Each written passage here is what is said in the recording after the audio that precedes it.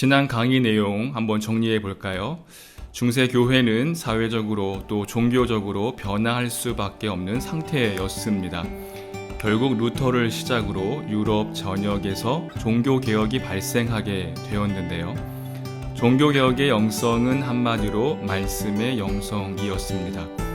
종교개혁가들은 성경 말씀을 성도들에게 되돌려 주었고 설교를 통해 보이지 않는 그리스도의 은혜를 보여주었습니다. 루터를 비롯해 깔뱅, 쯔빙글리, 또 존 녹스와 같은 개혁가들은 수많은 설교를 하면서 그리스도를 드러내기 위해 몸부림쳤습니다. 종교개혁은 설교를 통한 개혁이었죠. 당연히 잘 들어야 합니다. 믿음은 들음에서 난다는 바울의 정신을 바탕으로 모든 종교개혁의 정신을 근간으로 하고 있는 개신교는 들음을 통해 말씀의 영성을 길러내야 하는 것이죠. 말씀을 귀하게 여기는 신앙생활을 하고 싶다면, 또 말씀의 영성을 길러내고 싶다면 설교를 잘 듣는 연습, 그리고 성경 말씀을 읽으면서 하나님의 음성을 듣는 훈련을 해야 합니다. 그래야 우리는 세상의 말씀을 드러내는 세속 성자로 살아갈 수 있다는 것이 지난 강의의 내용이었습니다. 이제 오늘은 기독교 영성의 마지막 내용으로 복음주의 영성을 다루고자 합니다. 2000년 기독교 역사에서 현재까지 가장 열정적이면서 또 다양하게 영향을 끼친 영성은 단연 복음주의입니다. 복음주의는 250년 정도밖에 되지 않았지만 가장 활발하게 퍼져나갔고 지금도 전 세계에 퍼져 있습니다. 우리에게 익숙한 청교도, 오순절, 경건주의 이런 것들이 전부 복음주의 영성에 포함되지요. 우리가 잘 아는 유명한 목회자들, 예를 들어 스펄전, 무디, 요한 웨슬리, 빌리 그레함, 또 조나단 에드워즈 등은 모두 복음주의자들이었습니다. 국내의 하용조 목사님, 오카는 목사님도 마찬가지죠. 한국교회에서 이단을 제외한 정통 교단은 교파와 관계없이 대부분 복음주의 안에 있습니다.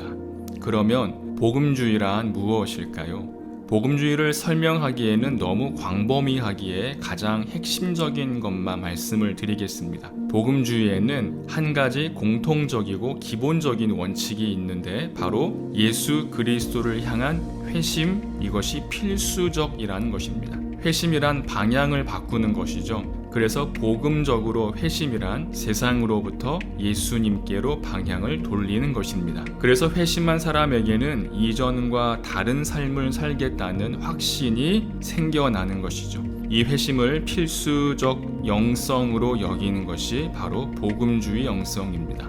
복음주의에서 회심 없는 신앙은 종교인입니다. 그래서 회심을 언제 했는지 보다는 회심을 했는지 안 했는지가 중요한 것이죠. 그러면 한 가지 질문을 해보겠습니다. 회심은 어떻게 하는 것일까요? 내가 회심하고 싶으면 할 수 있는 것일까요? 그렇지 않죠. 회심은 내가 하고 싶다고 해서 되는 것이 아닙니다. 그리스도를 만나고 이전과 다른 삶을 사는 것은 절대 자기 의지로 되는 것이 아닙니다. 이 점을 잘 설명해주는 인물이 바로 니고데모죠. 여러분 기억하시죠? 전형적인 유대인이면서 또 바리새인이고 백성들의 관원이었던 니고데모는 예수님께 어떻게 하면 구원을 받을 수 있는지 물었고 예수님은 이렇게 대답하셨습니다. 사람이 거듭나지 않으면 하나님 나라를 볼 수 없느니라. 유대인으로서 권력도 있었고 배움도 있었고 또 지위도 있었던 니고데모는 예수님의 말씀이 무슨 뜻인지 이해하지를 못했습니다. 거듭난다는 말이 다시 엄마 뱃속에 들어갔다 나오는 건지 의아한 것이죠. 니고데모는 회심을 이해하지 못해서 예수님께 꾸지람을 들었습니다. 여러분은 어떠십니까? 여러분은 분명히 회심을 이해하시고 또 믿고 계실 것입니다. 그런데요, 회심을 아는 것이 중요한 것이 아니라 회심을 했느냐 하지 못했느냐가 중요합니다. 그리고 그렇게 회심하는 것은 절대로 사람의 힘으로 되는 것이 아니라는 것. 결국 그리스도를 통한 새로운 탄생은 절대로 내 노력이나 의지로 되는 것이 아니라는 점입니다. 그리스도를 위해 온전히 희생하며 살겠다는 회심의 영성은 오직 성령에 의해서만 가능한 것이죠. 그러면 이런 복음주의의 영성인 회심은 어떻게 시작됐을까요? 우리는 지금까지 신앙의 무게를 어디에 두냐에 따라 영성이 만들어졌다는 것을 배웠습니다. 종교개혁 이전까지 그리스도인들은 순교, 자기 비움, 금욕, 성찬, 말씀을 중요시했습니다. 초대교회 교인들의 순교적 영성, 자기 비움을 강조하던 사막 영성, 금욕적 리듬을 강조했던 수도원 영성, 성찬을 강조했던 성례전 영성, 그리고 말씀을 강조했던 종교개혁 영성이 기독교 역사적 맥락 안에서 흘러온 것이죠. 역사는 어떤 사건이 발생하면 그 사건의 순기능과 역기능이 생겨납니다. 순기능이란 좋은 효과이고 역기능이란 부작용 또는 반작용 같은 것입니다. 아이스크림을 먹으면 기분이 좋아지지만 치아와 건강이 상하는 것처럼 종교개혁도 순기능과 역기능이 있었습니다. 순기능은 말씀과 성례전을 차지했던 성직자들로부터 말씀을 회복했다는 것이고요. 이로 인해 평신도에게 성경이 전해졌고 설교라는 새로운 은혜의 표징이 나타나게 되었습니다. 종교개혁을 통해 개신교가 탄생하게 되었고요. 지금 우리는 개신교 신앙 안에서 말씀을 중요하게 여기는 그리스도인으로 살아가고 있습니다. 이것이 종교개혁의 순기능이죠. 반면 종교개혁의 부작용도 있었습니다. 종교개혁은 너무 교리적이었습니다. 그러니까 교회는 신학이 잘못되었기 때문에 신학을 수정해야 한다고 주장하는 것이 종교개혁이었고, 그렇게 신학이 변화되어 프로테스탄트 개신교라는 새로운 교파가 생겨나는 것입니다. 문제는 이렇게 교리적인 것은 머리를 칠 수는 있어도 가슴을 치지는 못한다는 것입니다. 종교개혁 시대의 교인들은 교황 중심의 기존 교회가 잘못된 교리를 가르쳤다는 것을 깨닫기는 했지만 그들의 삶은 이전과 크게 다르지를 않았습니다. 그래서 어떤 사람들은 종교개혁이 반쪽짜리 개혁이라고 주장합니다. 일리 있는 말이죠. 종교개혁은 머리는 개혁했지만 삶은 개혁하지 못한 것입니다. 이러한 종교개혁의 한계와 부작용으로 인해서 새로운 영적 흐름이 생겨나게 되었는데요. 머리가 아니라 가슴이 뜨거운 그리스도인이 되어야 한다는 운동이 시작된 겁니다. 이것을 경건주의라고 부릅니다. 경건은 우리가 수도원 영성에서 강조했던 그런 경건 훈련과 단어는 동일한데요. 어떤 이미지나 개념이 조금 다릅니다. 경건주의의 정신은 그리스도를 경험하자는 것입니다. 그리스도를 삶에서 경험하면 삶이 바뀐다고 믿는 것이죠. 생각해 보실래요? 그리스도를 진짜로 만나면 인생은 바뀔 수밖에 없습니다. 이전과 다른 삶을 살면서 가슴 벅찬 은혜를 경험하고 세상에 그 감격을 전하며 사는 것이 바로 경건주의의 정신이죠. 이 경건주의로 인해 말씀을 깊이 묵상하는 모임이 생겨나게 되었고요. 진실되게 기도하는 모임이 생겨났습니다. 이런 모임을 밴드라고 불렀습니다. 이렇게 성도들은 가슴 뜨거운 신앙 생활을 하기 위해 스스로 모임을 만들기 시작했는데요. 이 모든 모임들은 영적인 경험을 강조했습니다. 형식적이고 명목상 그리스도인으로 살아가지 말고 가슴 벅찬 은혜를 경험하면서 어제와 다른 오늘을 살아가라고 호소한 것이죠. 이렇게 경건주의는 성결한 삶을 권장하고 삶에서 그리스도를 닮아내는 것을 강조하면서 성도들에게 폭발적인 반응을 얻었습니다. 경건주의의 최고봉은 단연 선교입니다. 복음에 대한 강렬한 확신과 경험으로 인해서 복음을 전하지 않고는 견딜 수 없는 열정을 나타낸 것이 바로 선교죠. 해외 선교는 이렇게 회심의 영성으로 인해 시작되었습니다. 이 강의를 듣는 분들은 모두 회심한 분들입니다. 저는 그렇게 믿습니다. 그렇게 믿고 확신하는 데에는 이유가 있습니다. 회심을 확신할 수 있는 이유를 말씀드리기 전에 한 가지 질문을 해보겠습니다. 내가 회심한 것을 어떻게 확신할 수 있을까요? 참된 회심이 무엇인지 어떻게 우리는 알 수 있을까요? 만약 회심이 지속되지 못하면 어떻게 되는 것일까요?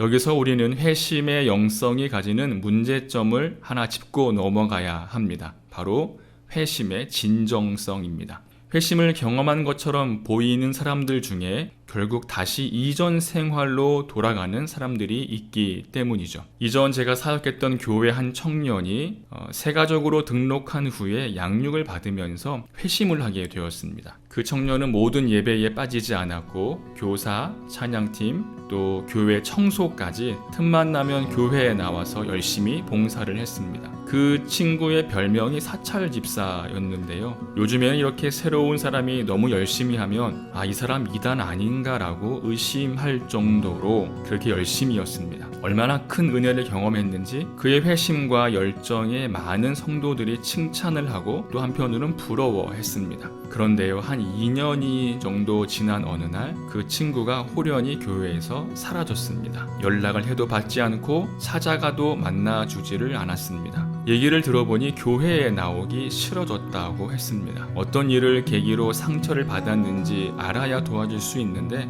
그 친구는 말을 하지 않았습니다. 그리고는 당분간 교회에 나가지 않을 거라고 그렇게 얘기를 했습니다. 지금으로부터 15년이 지난 일이지만 아직도 그 청년은 교회에 나오지 않고 있습니다.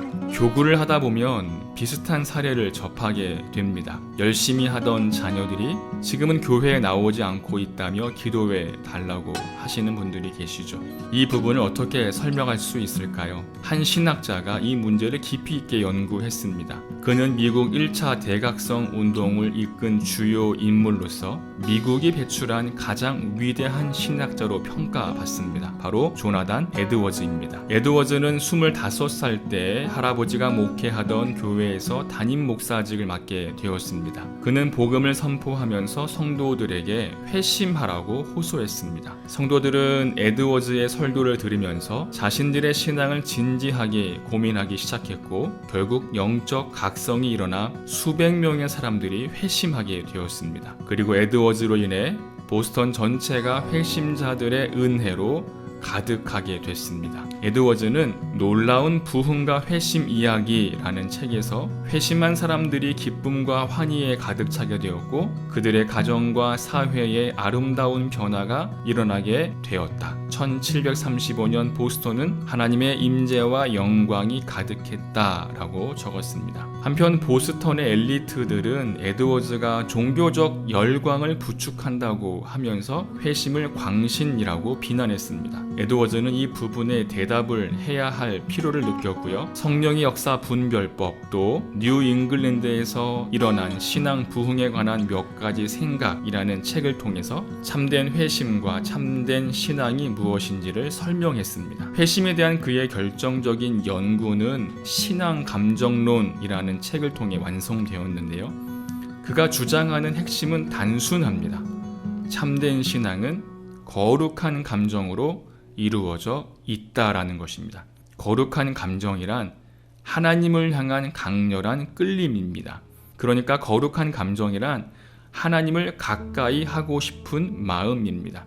이 감정은 일시적으로 나타났다가 사라지지 않습니다. 왜냐하면 하나님이 주시는 마음이기 때문입니다. 여기서 참된 회심을 구분할 수 있는 기준이 생깁니다. 회심한 것 같지만 그래서 순간 마음이 뜨거워지고 열심히 신앙생활을 하지만 그 감정이 지속되지 않는다면 그것은 참된 회심이 아니게 됩니다. 인간적으로 자신도 모르게 어떤 감정이 올라와서 은혜를 받은 듯한 착각을 한 것이죠. 그래서 에드워즈는 어떤 집회나 예배 때 강렬한 몸짓 그리고 신체적 반응, 예를 들어서 실신을 하거나 과도한 울부짖음을 거짓 회심으로 보았습니다. 에드워즈가 주장하는 진정한 회심의 모습은 죄에 대한 슬픔, 하나님을 즐거워하는 것, 삶의 기쁨, 그리고 역경을 맞이했을 때 나타나는 믿음의 인내를 말했습니다. 그리고 가장 중요한 것은 믿음의 지속적 실천입니다. 그러니까 진정으로 회심을 경험한 사람은 하나님을 향한 끌림이 사라지지 않기 때문에 어떤 경우가 생겨도 믿음을 지속하려는 노력과 실천을 한다는 것입니다. 저는 에드워즈의 이 말에 전적으로 동의합니다. 진정한 회심을 경험한 사람은 끝까지 하나님께 붙들려 있고 어떤 상황이든 하나님을 기쁘시게 하려고 노력합니다. 어떻게 저분은 저렇게 오랫동안 새벽 예배를 안 빠지고 나올 수 있지? 어떻게 저분은 교회 사역을 열심히 기쁘게 오랫동안 하지? 어떻게 저분은 형편이 어려운데도 헌금을 저렇게 많이 하지? 어떻게 저분은? 어떻게 그분은? 어떻게 그 사람은 그럴 수 있지? 라는 질문의 공통적인 대답은 바로 회심입니다. 그리스도를 인격적으로 만난 사람, 하나님을 갈망하는 그 감정이 사라지지 않는 사람은 자신의 형편과 기준에 갇히지 않습니다. 이미 하나님께 그의 태도와 자세와 방향이 틀어져 있기 때문입니다. 그래서 회심이 중요합니다. 어릴 적부터 예수님을 인격적으로 만나고 자기 자신이 죄인임을 깨닫는 것이 그래서 중요한 것입니다. 예전에 소개해드렸던 기독교 역사가이며 영성가인 제럴드 시처는 참된 회심에 대해서 이렇게 말했습니다. 개인적인 회심을 경험한 사람은 사회적 회심까지 나아간다. 무슨 말일까요? 참된 회심을 경험한 사람은 나만 주님께로 방향을 돌리는 것이 아니라 나의 가정이 하나님께로 방향을 틀도록 애를 쓴다는 것입니다. 참된 회심을 경험한 사람은 자신만 그리스도께 복종하는 것이 아니라 모든 삶, 그러니까 결혼, 가족, 월급, 일정, 관계, 직업, 여가 활동까지 그리스도께 복종하기를 원한다는 것입니다. 21세기 최고의 복음주의 영성가로 알려진 C.S. 루이스가 이렇게 말했죠. 하나님은 우리에게 무언가를 원하시는 것이 아니라 우리 자신을 원하신다. 우리 삶 전체가 하나님께 회심하는 것이 복음주의 영성이다. 여러분에게 하나님을 향한 강렬한 끌림이 있으십니까? 믿음을 지속하고자 하는 거룩한 실천이 있으십니까? 나와 내 삶 전체를 하나님을 위해 복종하겠다라는 소망이 있으십니까? 그렇다면 여러분은 참된 회심을 경험한 자들입니다. 목사님, 저는 잘 모르겠는데요 라고 하시는 분들 실망하지 않으셔도 됩니다. 이 강의를 듣는 것이 믿음을 지속하고자 하는 거룩한 실천이기 때문입니다. 하나님을 향한 강렬한 끌림의 증거이기 때문입니다. 사랑하는 여러분, 종교개혁은 루터가 시작한 게 아니라 회복하고자 하는 성도들의 열망으로부터 시작되었다는 것을 기억해 주시기를 바랍니다. 이 상태로는 안 된다. 교회에 변화가 필요하다라는 위기의식에 동의하면서 개혁이 일어난 것이죠. 그리고 지금 507년 전 종교개혁 때의 그 생각들이 모여지고 있습니다. 1517년 그런 위기 속에서 말씀에 대한 영성이 교회를 살려낸 것처럼 우리가 다시 회개하고 죄인임을 고백하면서 주님께 돌아서고자 하는 회심의 영성이 회복될 때에 나도 살고 우리 가족도 살고 또 우리 교회가 살아날 줄로 믿습니다. 신앙적 열망으로 다시 가슴이 뜨거워지는 회심의 영성이 다시 회복되기를 바랍니다. 그동안 부족한 강의를 잘 들어주셔서 감사합니다. 어디에 계시든지 주님의 크신 은혜와 평강이 가득하기를 주의 이름으로 축원합니다.